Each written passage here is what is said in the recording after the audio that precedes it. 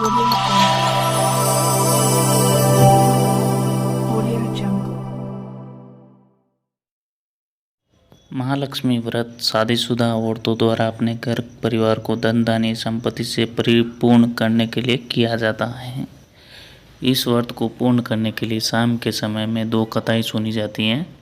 प्रथम कथा, बहुत पुरानी बात है। गांव में एक ब्राह्मण रहता था। वह ब्राह्मण नियम अनुसार रोज भगवान विष्णु की पूजा अर्चना करता था। उसकी भक्ति से प्रसन्न होकर भगवान विष्णु ने उसे दर्शन दिए और उसे वरदान देने का वचन दिया। ब्राह्मण ने माता लक्ष्मी का वास अपने घर में होने का वरदान मांगा। तभी भगवान विष्णु ने ब्राह्मण से कहा, यहाँ मंदिर में रोज एक स्त्री आती है और गोबर के उपले थापती है, वही माता लक्ष्मी है। तुम उन्हें अपने घर में आमंत्रित करो। देवी लक्ष्मी के चरण तुम्हारे घर में पड़ने से तुम्हारा घर धन धान्य हो जाएगा। ऐसा कहकर भगवान विष्णु अदृश्य हो गए। उसी के दूसरे दिन ब्राह्मण देवी लक्ष्मी का इंतजार मंदिर के सामने करने लगा। ब्राह्मण ने जब लक्ष्मी जी को गोबर के उपले थापते हुए देखा तो उन्हें घर पधारने का आग्रह किया। ब्राह्मण की बात सुनकर लक्ष्मी जी समझ गई कि ये बात ब्राह्मण को विष्णु जी ने बताई है और उन्होंने ब्राह्मण को महालक्ष्मी व्रत करने की सलाह दी।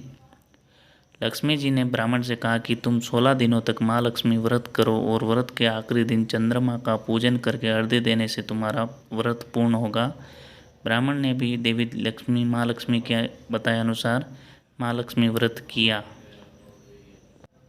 और महालक्ष्मी जी ने उसकी मनोकामना पूर्ण की। तब से यह व्रत श्रद्धापूर्वक किया जाता है। अब सुनिए कथा नंबर 2। एक बार गांव हस्तिनापुर में महालक्ष्मी व्रत के दिन गांधारी नाम की स्त्री ने गांव की सभी औरतों को अपने घर व्रत के लिए आमंत्रण दिया, लेकिन कुंती को आमंत्रण नहीं दिया।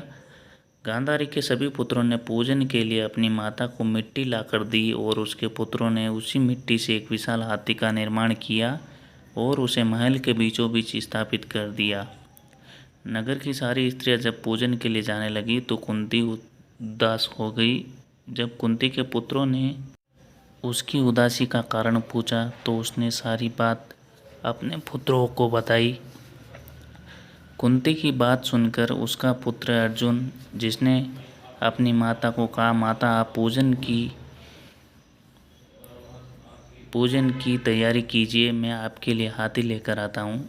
ऐसा कहकर अर्जुन भगवान इंद्रदेव के पास गया और उनका प्रिय हाथी ऐरावत को अपने साथ पूजन के लिए ले आया। इसके बाद माता कुंती ने पूरे विधि विधान से पूजन किया